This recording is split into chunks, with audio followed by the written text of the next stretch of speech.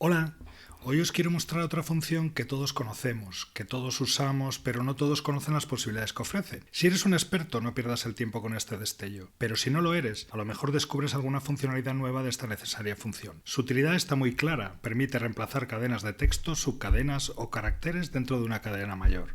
Sí, ya sabes a quién me refiero. Me refiero a la función replace.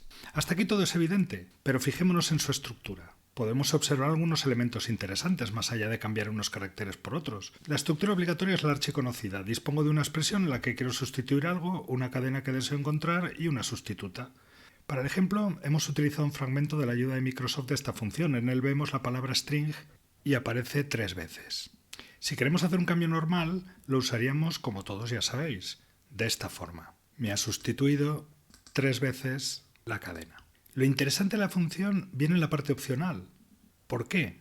Primero, podemos decirle dónde empezar a buscar. Aquí le estoy diciendo que empiece en el carácter número 100, con lo cual los 100 primeros caracteres no los tiene en cuenta. También puedo decirle cuántos reemplazos quiero hacer. Voy a empezar desde el principio y le voy a decir que solo quiero reemplazar una vez. Vemos que nos cambia el primero, pero los demás no nos los cambia. Y para finalizar, tenemos el tipo de comparación. Pero esto ya nos lo sabemos, lo vimos en el destello anterior y en el 209.